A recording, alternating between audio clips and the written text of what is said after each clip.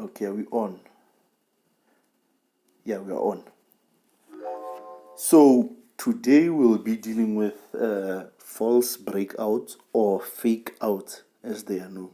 So a fake out is when price temporarily moves above or below a key resistance or support level.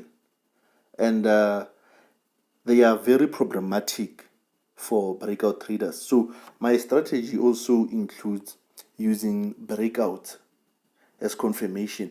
So you find out that if you are caught in a false breakout, it can be very devastating. So what happens in order for you to can spot if something will be if a move will be a false breakout or not? You start by using what we call multiple time frame analysis. Multiple time frame analysis simply means that you use different time frames for analysis. You check specific things on different time frames. So as you can see, we have the 1 minute chart up until the monthly chart. So you can select whichever chart you want based on your strategy. So mine usually focuses from the 15-minute chart up until the weekly chart. So what you will do first, okay, or this is what I do. I start on the 4-hour chart because it's the 4-hour and the 1-hour chart are sort of in the middle. So by using them, I can sort of get the direction. Of where the market should go next. So this year, I started by realizing that we have a resistance level at this point here. It was a previous resistance here. We had some resistance and an M formation, as you can see. This is an M formation. We had it at first, then price went down. Price dropped, then came back onto that level. But then what did it do? It rejected. But then the rejection is only seen on the 4-hour time frame. If you go to the 15-minute chart, you can see that because this type of candle usually signals a strong buy momentum. This bullish candle before the bearish reversal. As you can see, price broke out from this sort of consolidation because even if we include the session strategy, you can see that this was the Asian session, so it was some sort of consolidation. Then we had a break to the high using this candle. You see the momentum on that candle and the candle to follow. So if I have my resistance here, and it breaks, usually what most people will do is go in on the buy after this close. Why? Let me tell you a reason why these people like making the false moves. It's because, okay, let me go back.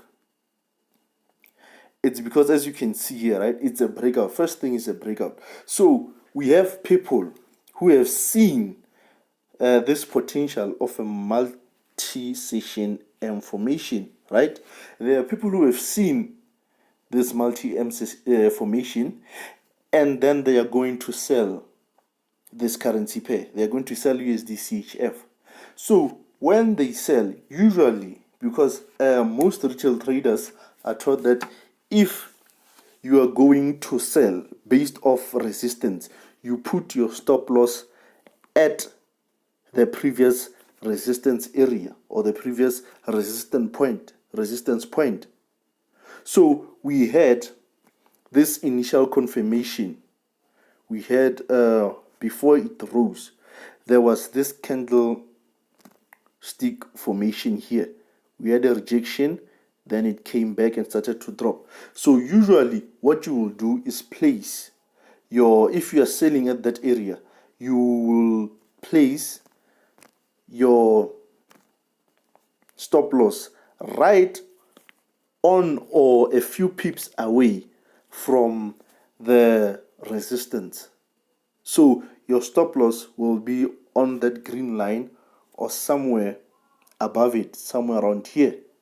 And sorry about that. And for those who are breakout traders, they've already set their pending order, their buy stops. So you see, at this level right here, this is where the money is. Why is there money? Because people who have sold have put their stop loss right there on this level here. It's where the stop losses are, and there are those who have prepared to add more buy positions because resistance has been broken. So others are going to go in manual. Others are going to go in manually after seeing this candle right here. They will go in manually with a buy, and others have set pending orders because usually most people will be told set a buy stop at this area here, because if price breaks out, that means it will continue going up. It's logical. But then there was this information. It's not completed yet. It's a possible one, and it's possible that it might continue going up. This was just to trigger the buy stops and blow accounts as it goes down, or also to stop out the ones which knew that this pair was going to sell. So they hit your stop loss, then quickly pull away from the zone. They reverse. So we have different types of resistance levels. We have the horizontal resistance, which is this line right there, and the diagonal resistance, which can be seen or which can be plotted using a trend line. So with that being said, we have breakouts or false breakouts in both the resistances. So it's to make you believe with all that you have. You place all your money on this area being a buy, or this breakout being a buy, whereas it's not the case. So what you do in order to avoid being trapped by such moves is that if you use the 15-minute chart for entries, you wait on your resistance and see how price reacts. Because I know many people like having sniper entries, especially on reversals. But then sometimes they can be a bit dangerous. They need experience. So what you do, remember multiple time frame analysis. We went to the H4 and saw that, okay, resistance has been tested.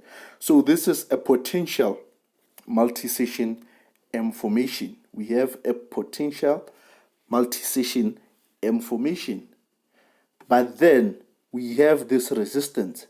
And if we also go on the daily time frame, we have this, what can I call it? Inverse head, possible inverse head and shoulders formation. So right now, these time frames are busy contradicting each other. So if it's a contradiction like that, you wait and see how price reacts at certain areas, resistance, mainly resistance and support areas. So we have that inverse head and shoulders on the daily, and we also have the M formation on the 4-hour chart. So what you do, because there's some contradiction here, what you can do is go to the 1 hour and wait for it to close. The 1 hour close showed you that this one was a false break because price closed lower. Price closed lower. It broke, then it was a temporary break, then it went back into the normal zone. So this will tell you that this is a false move. But then you won't easily spot it on the 15-minute, which is why when trading on the 15-minute chart, you have to wait. Wait and see how price reacts on the resistance. You don't just jump in because it has broken. You don't just say because it's a break, then we jump in. Wait to see. Wait for confirmation. If you're using indicators, I'm sure RSI at this point it's saying I'm overbought. So you have to sell me. Such things can also help. But then, as I was saying, you wait and see how price reacts on this area. As you can see, the next candle or the candle to follow was a bearish one, which tested, because right now, after we've broken that resistance, it's now turned into support. So price came back and tested, but then failed to close lower than the support, which might give people the impression that this is a chance for a buy re-entry. You add more buy positions, whereas it's going to kill you. So after that, we experienced this bearish drop, an engulfing candle. So that's when you could start seeing action. You can see now that, this is a fake out. Then when you go to the H1 or the 1 hour time frame, you find a close below that resistance. So that's how you can actually confirm. So now we have that 4 hour multiple session M formation. We go to the H1, it has closed below the resistance. The 15-minute has given you an engulfing bearish candle. So you see, you have about 3 reasons to sell. If you add on indicators and some other things, US deaths, I think they are about, due to the coronavirus, I think they hit 50,000, if I'm correct. I'm not sure about my facts, but then I think they passed the 50K mark. So see, this is also something negative. We're adding the geopolitical factors in the mix. So you see, we're gaining more and more confirmation that this is a sell. Because remember, when we go back this, we have USD against a safe haven currency. So it's something like that. More confirmation on saying, you see how all these factors, how all these strategies are starting to come together to give you a signal. Hence, lot size number 3, lot size 3, lot size 3. We have more confirmation. It continues dropping. 3. We just put it in. Why? We have more confirmation. So, you see, these are the things which I gradually talk about. The lessons. That's why I say all these things will come together at some point.